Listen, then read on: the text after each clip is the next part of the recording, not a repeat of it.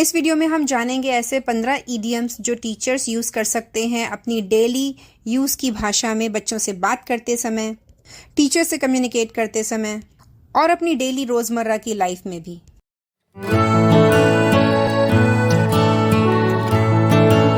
Video start करने से पहले ये जानना ज़रूरी है कि ईडियम है क्या। ईडियम को हिंदी में मुहावरा कहते हैं और मुहावरा वे वाक्य होते हैं जिनका मतलब उनके शब्दों के मतलब से अलग होता है। हम रोज़मर्रा की बातचीत में इनका इस्तेमाल करते हैं ताकि बातचीत में मज़ा और मसाला लगाया जा सके और बात आसानी से समझ भी आ जाए।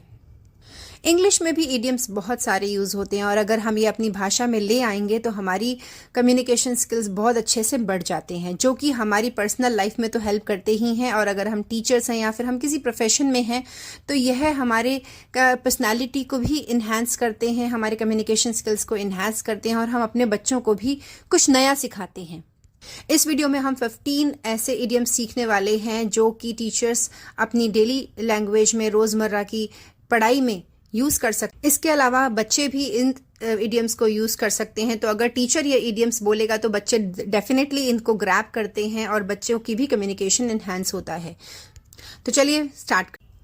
पहला इडियम है ब्रेक अ लेग। यहाँ पर हम किसी को किसी की टांग तोड़ने के लिए नहीं कह रहे हैं। जब हम किसी को शुभकामनाएं देते हैं, गुड लक कहते हैं, तो इडियम्स में हम उसे बोलते हैं, मुहावरे में हम उसे बोलते हैं ब्रेक अ लेग। तो जब टीचर अपने बच्चों को शुभकामनाएं दें तो वो बोल सकते हैं break a leg, but it doesn't mean that आप सच में कह रहे हैं कि टांग तोड़ के लाओ या फिर किसी की जाके टांग तोड़ दो। सेकेंड इडियम है गेट टू द पॉइंट। मुख्य बात पर आओ या मेन बात पर आओ। Be concise, get to the point. यह इडियम हम तब यूज़ करते हैं जब हमने बच्चे से आंसर मांगा हो पर बच्चा पॉइंट पर ना आकर बहुत ही लंबी चौड़ी एक्सप्लेनेशन दे रहा हो, तो हम कह सकते हैं गेट टू द पॉइंट। इसके अलावा टीचर टॉपिक को समझाते हुए काफ़ी आगे बढ़ गए हैं और वो फिर मेन पॉइंट पर आना चाहते हैं तो वो बोल सकते हैं get to the point. Third is in a nutshell. मतलब संक्षेप में, समराइज करने को कहते हैं इन अ नट शेल। जब किसी बड़ी बात को छोटे तरीके से हमें समझाना हो तो हम कुछ शब्दों में समझाने के लिए उसे कहते हैं इन अ नट शेल और हम अपनी बात को आगे रखते हैं। मतलब कि किसी बड़े कंसेप्ट को समझाने के बाद उसको समराइज करने के लिए हम बोलेंगे in a nutshell I want to say this. मतलब कम शब्दों में हम ये कहते हैं। फोर्थ इडियम है let's get down to business.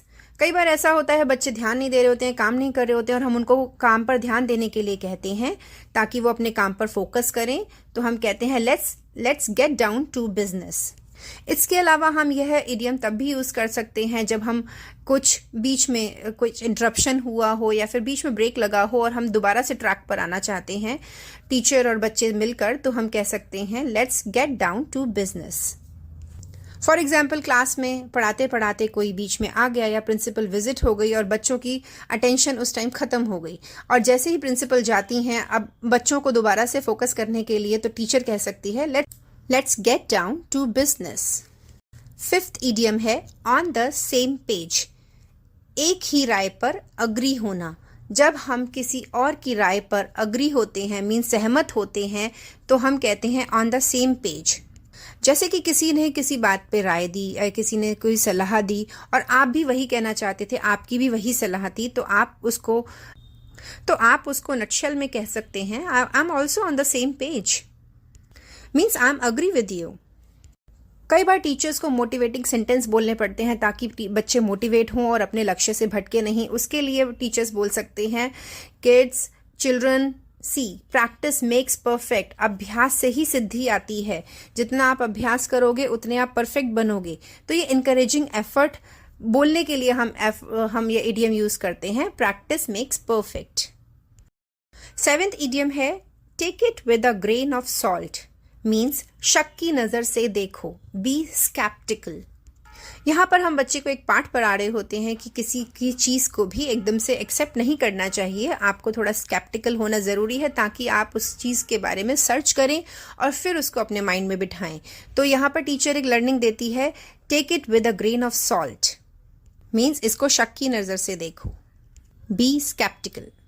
Eighth idiom is the ball is in your court. इसका मतलब होता है अब आपकी बारी है, it's your turn to act now. यहाँ पे कोई गेम नहीं चल रहा है, लेकिन तब भी क्लास में कोई डिस्कशंस हो रही हो या फिर कोई भी आर्ग्यूमेंट्स चल रहे हों, तो हम अपनी बात को कहते हुए कहते हैं कि now we have made our point, हमने अपनी बात रख दी है, the ball is in your court, अब आपको आंसर देना है. So it's a very beautiful idiom. 9th idiom is think outside the box. नए तरीके से सोचो, be creative. I am sure यह हर टीचर अपनी क्लास में अपने बच्चों से कहता है कि आप इनोवेटिव बनो, बी क्रिएटिव, नए तरीके से सोचो. तो इसको कहने के लिए कितना प्यारा इडियम है, थिंक आउटसाइड द बॉक्स. यह बच्चों को कुछ नया करने के लिए मोटिवेट भी करता है और आपके बच्चों को एक नया इडियम भी सीखने को मिलता है.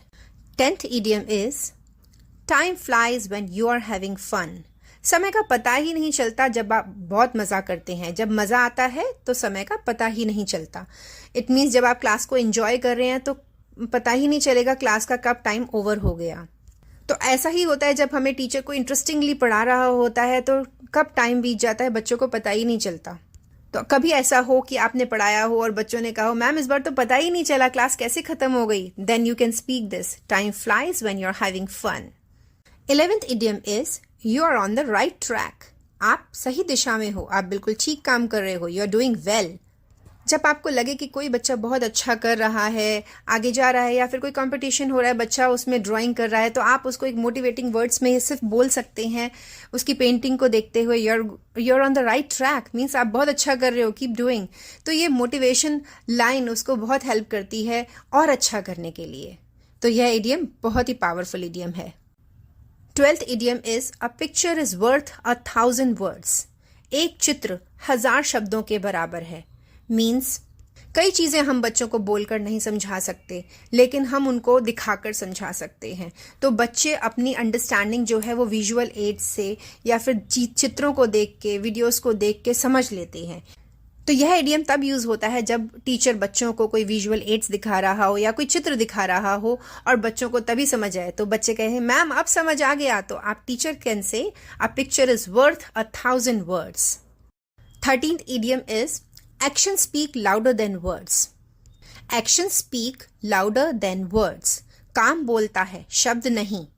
Show don't tell. कई बार बच्चे बहुत डिमोटिवेट हो जाते हैं, कम स्कोरिंग आती है, आप उनको समझाते हैं तो वो प्रॉमिस करते हैं कि मैडम अगली बार से मैं बहुत अच्छे मार्क्स लेकर आऊँगा. तो आप उस टाइम ये बच्चों को बोल सकते हैं action speak louder than words. बेटा बोलो नहीं, करके दिखाओ. एक्शंस आपके ज़्यादा ज़रूरी हैं आपके प्रॉमिसेस से ज़्यादा. आपको काम करना ज़रूरी है, आपको पढ़ना ज़रूरी है. तो आप यह वर्ड कहकर, यह लाइन कहकर, यह इडियम कहकर बच्चे को मोटिवेट कर सकते हैं. 14th idiom is bite off more than you can chew. इसका मतलब है कि उतना ही लो जितना चबा सको, यानी कि ज़्यादा काम मत लो, डोंट ओवर कमिट. समटाइम्स ऐसा होता है कि बच्चे जो हैं हर चीज़ में भागते हैं और जो मेन उनका फोकस होता है उससे वो पीछे हट जाते हैं.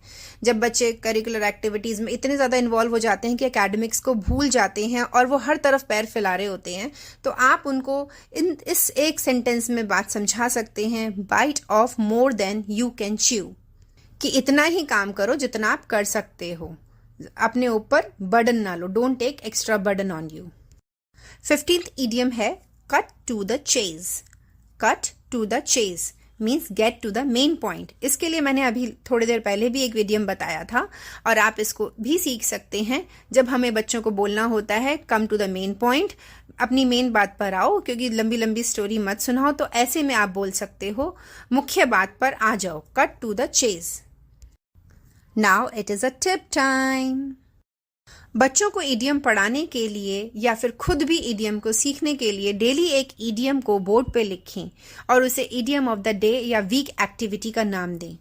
यह आप वीकली भी कर सकते हैं या फिर डेली भी कर सकते हैं. जैसे मैंने यहाँ पे एग्जाम्पल दिया है, हिट द बुक्स. इस इडियम का मतलब है कि चलो पढ़ाई करो, गेट टू द वर्क और टू स्टडी. इसका मतलब ये नहीं है कि बुक्स को मारो. तो इस तरह से बच्चों को एक नया इडियम भी सीखने को मिलेगा. बच्चे लगातार बोर्ड पर देखते हैं तो उनकी नज़र हिट द बुक्स, इस तरह से इडियम पे को फोकस करेगी और बच्चे नई चीज़ सीख. इसके अलावा यह है मेरी other video school English series में, आप इनको देख सकते हैं. अलग अलग सिचुएशंस में कैसे टीचर स्पीक कर सकते हैं अपने बच्चों के साथ, इन वीडियो में बताया गया हुआ है. इसके अलावा यह है मेरे सोशल हैंडल जिनको आप फॉलो कर सकते हैं. आप अपनी प्रॉब्लम या फिर अपने कमेंट्स भी मुझे बता सकते हैं। और अगर आपको ये वीडियो पसंद आई तो please do like this video and please subscribe this channel. तो मिलती हूँ मैं नेक्स्ट वीडियो में। Bye bye.